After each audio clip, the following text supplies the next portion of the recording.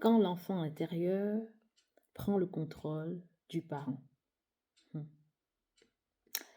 Il y a en chacun de nous un enfant qui n'a jamais cessé d'exister, un enfant blessé, parfois oublié, parfois ignoré. Parfois, on n'en a pas conscience qu'il y a un enfant intérieur dont les besoins n'ont pas été comblés et qui crie.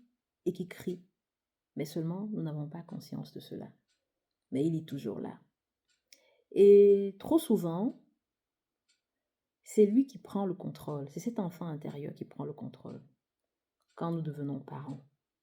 Et c'est ainsi que ça va vraiment impacter négativement notre manière d'agir, notre manière de nous comporter avec nos propres enfants. Cet enfant intérieur, c'est cette partie de toi qui a encore peur d'être rejeté. C'est cette partie de toi qui veut être aimée sans condition. Et cette partie de toi qui déteste l'échec et qui tremble à l'idée de décevoir. Et comment est-ce que ça va se manifester? Il se manifeste en fait dans des réactions. Je te donne quelques exemples. Quand tu cries pour une bêtise, c'est-à-dire pour quelque chose qui n'est même pas si grave, tu te retrouves en train de crier. Quand tu te sens submergé ou impuissant ou impuissante, ou même quand tu ressens une colère que tu ne comprends pas. C'est-à-dire, tout à coup, tu vas rester de la tristesse qui t'envahit, une colère que tu ne comprends pas et tout. Ce que tu vas comprendre, c'est que ce n'est pas toujours le parent à ce moment qui parle à l'intérieur de toi, à ce moment-là. C'est souvent ton enfant intérieur qui hurle à travers toi. Mais seulement, tu n'as pas conscience. Observe-toi un peu, pose-toi la question de savoir, est-ce qu'il n'y a pas des moments où tu ressens de la colère, de la tristesse comme ça, sans aucune explication? On t'a rien fait, mais tu ressens de la tristesse, une froideur, du coup, tu te sens mal. Donc, quand ton enfant, par exemple, je vais revenir par exemple à tes enfants, à ce moment, tu es parent, tu vas voir que quand ton enfant te désobéit, ton enfant intérieur maintenant à toi peut ressentir qu'il est en train de revivre de l'injustice ou de l'abandon. C'est-à-dire ton enfant, à toi, tu es parent, ton enfant te désobéit. Maintenant, toi, en toi ayant un enfant intérieur, il peut ressentir qu'il est en train de vivre de l'injustice ou de l'abandon. Et là, ça te pousse à réagir autrement envers ton enfant. Un autre exemple, c'est que quand ton enfant te rejette, quand ton enfant te rejette, il réveille en toi, c'est-à-dire vu que toi tu as encore un enfant intérieur, à l'intérieur de toi, il réveille en toi la peur du rejet que tu n'as jamais apaisée. Oui, la peur du rejet que tu n'as jamais apaisée. Et ça, c'est pourquoi? Parce que tu n'as jamais été restauré. Tu portes des blessures, tu as vécu des blessures avec des blessures intérieures depuis ton enfance, mais tu n'as jamais été restauré. Donc, ton enfant intérieur est là en train de crier. Le problème, c'est que cet enfant intérieur cherche en fait ce qu'il n'a pas reçu. Parce qu'il faut se comprendre que lorsque on est enfant, il y a des besoins. C'est-à-dire, il y a des besoins, mais malheureusement, pour la plupart, il y a eu des besoins qui n'ont pas été comblés. Raison pour laquelle cette partie de l'enfance là, où les besoins n'ont pas été comblés, on a encore ce côté là-haut de cet enfant-là dont les besoins n'ont pas été comblés. C'est-à-dire cet enfant-là qui est en train de crier à l'intérieur de nous, qui crie à l'aide. Cet enfant qui a besoin que ce besoin manqué soit comblé. Raison pour laquelle on se retrouve dans des crises parfois de nerfs, de colère, d'amertume, on manque de patience, on plonge facilement dans des crises vraiment où tout le corps est malade de l'intérieur et tout, et on souffre en fait. Ben, il faut savoir que cet enfant intérieur en même temps, il veut être entendu, il veut être reconnu, il veut être aimé, il veut être validé. Mais la question c'est que beaucoup n'ont pas connaissance déjà de cela et par la suite conscience de la gravité que ça pourrait apporter dans leur vie. Beaucoup n'ont pas conscience de ce qu'on va appeler l'enfant intérieur. Beaucoup n'en ont pas conscience. Déjà connaissance, la connaissance parce que on vit dans un monde où le manque de connaissance nous plonge vraiment dans d'énormes souffrances. Et, et tant que ces besoins ne sont pas comblés, on ne va pas pouvoir vraiment avoir, c'est-à-dire ce bon rôle de parent. Parce qu'on restera toujours blessé avec cet enfant intérieur qui crie à l'intérieur de nous. Ça va nous empêcher en fait de bien nous comporter vis-à-vis de nos enfants. Ça va demander qu'on aille vraiment vers une transformation profonde, vers une restauration profonde. C'est très important, c'est primordial. La parentalité, en fait, demande qu'on aille encore s'asseoir et qu'on se demande dans l'enfance, la manière dont nous avons grandi, est-ce que tous les besoins ont été comblés? Parce que si nous, étant enfants, tous nos besoins n'ont pas été comblés et qu'il n'y a pas de travail qui a été fait, alors on aura l'enfant intérieur qui continuera de crier et de cela, nous allons impacter négativement la vie de nos enfants. On va parfois se comporter avec eux vraiment pas dans le bon sens. Et eux, ils vont finir par être de ces enfants-là plongés dans des blessures parce qu'à ce moment, on va les blesser. On va les blesser sans s'en rendre compte qu'on est vraiment en train de les pousser vers le chaos. C'est important de prendre conscience que à l'intérieur de nous, il y a cet enfant intérieur qui crie. Alors, ce qu'il faut savoir, c'est que nos enfants, en fait, il faut éviter cela. Parce que nos enfants nous ont été confiés par le Seigneur. Ce sont les enfants de Dieu d'abord. Ils nous ont été confiés pour que nous prenions soin d'eux vraiment, dans le bon sens. Pas pour que nous puissions être des parents qui allons les plonger dans des frustrations, dans la colère, dans l'amertume. Parce que toutes ces choses-là, ça veut dire que nous, avec nos blessures, on va les transmettre aussi des blessures. Eux aussi finiront par être des parents qui vont transmettre s'ils ne sont pas restaurés. Ce qui voudrait dire que nous, à notre niveau, on doit couper cette chaîne. Mais pour pouvoir couper cette chaîne, il va falloir aller vers la restauration. Nous d'abord, on va vers la restauration, d'apprendre à guérir ce qui n'a pas été guéri, d'apprendre à calmer cet enfant intérieur en répondant aux besoins de cet enfant intérieur à l'intérieur de nous, afin de devenir des parents équilibrés, afin d'être des parents qui sauront comprendre leurs enfants, savoir comment réagir face à telle ou telle situation, et non d'être des parents qui vont encore leur pousser dans le chaos. Parce que ce qu'il faut comprendre, c'est que dans notre société, on a toujours cru que être un bon parent, c'est de venir juste crier, d'être agressif. Dans la communauté afrodescendante, pour la plupart, on a grandi un peu où les parents, ils étaient un peu plus durs, assez stricts, qui grondaient seulement, qui criaient seulement, qui ne prenaient pas le temps d'écouter les enfants, qui ne prenaient pas le temps.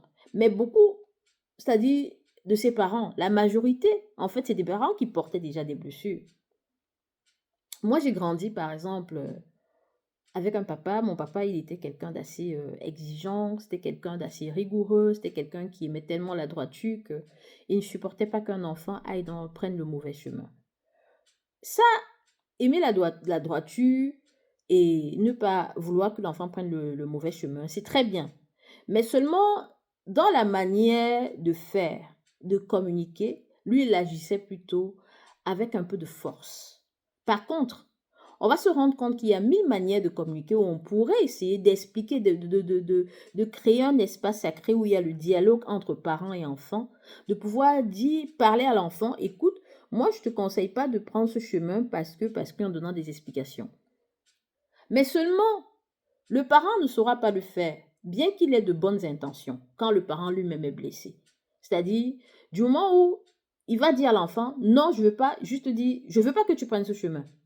Mais dès que l'enfant ne va pas faire ce qu'il dit, le parent va trouver que l'enfant le désobéit. Du coup, lui, ses blessures intérieures qu'il a, ça remonte à la surface. Et l'enfant, lui, à ce moment, il y a confrontation.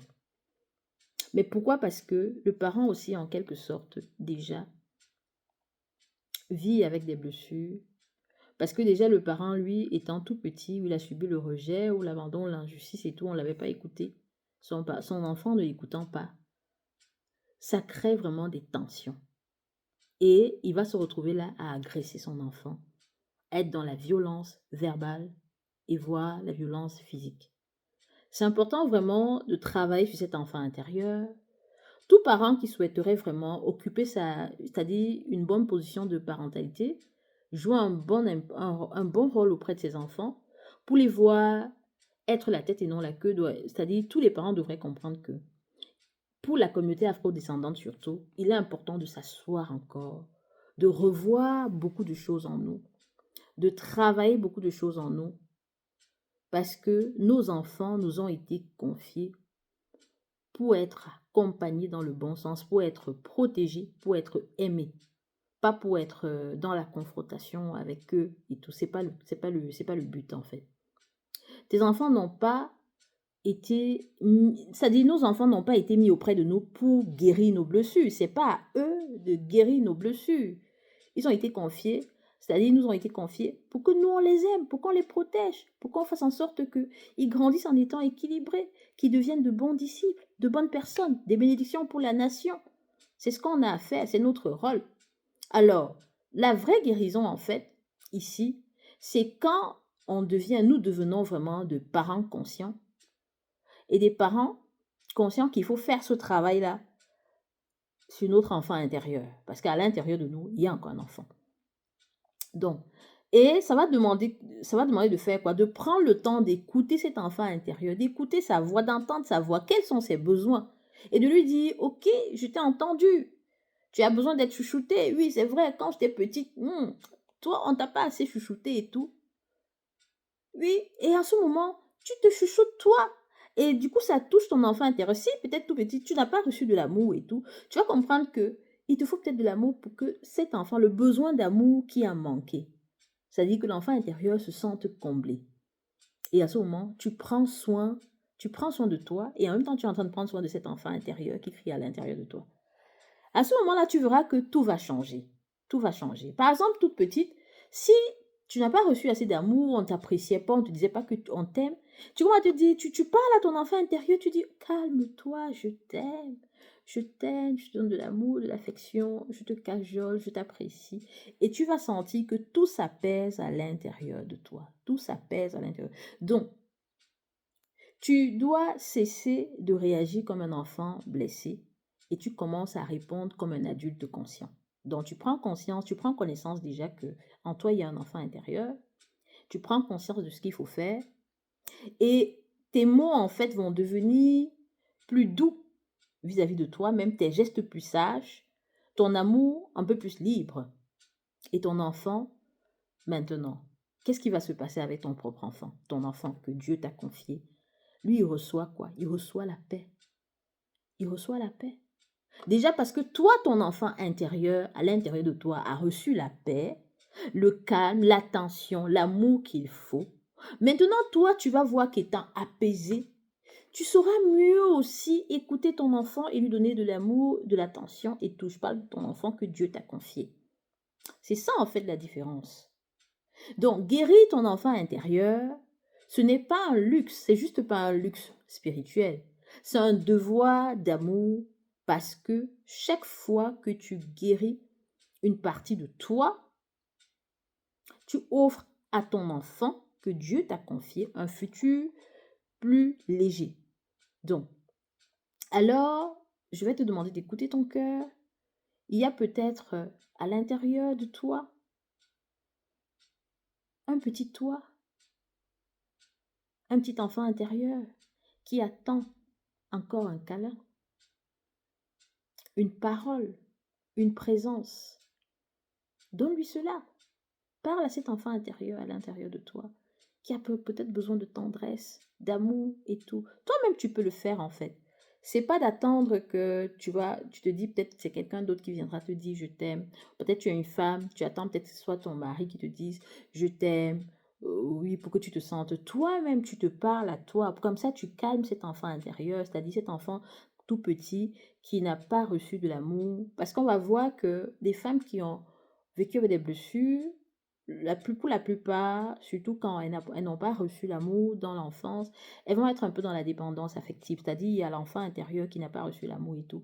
Donc tu vas commencer à parler, à dire je t'aime et tout, à donner de la place à cet enfant, la tendresse et tout, toi-même. Et c'est comme ça que tu vas commencer à te sentir apaisé et tout. Et ça va changer tout parce que tu deviendras un parent que ton enfant intérieur a toujours rêvé d'avoir. Donc, je vais juste te dire en conclusion, guéris l'enfant en toi, guéris l'enfant en toi, parce que c'est important. C'est libérer le parent que tu es. Donc sur ce, à la prochaine vidéo. Surtout, n'hésite pas de t'abonner pour continuer de recevoir des enseignements pareils. Et je t'invite à mettre un commentaire aussi, de partager avec moi tout ce que tu as envie de partager. Et reste scotché. Peace and love. God bless.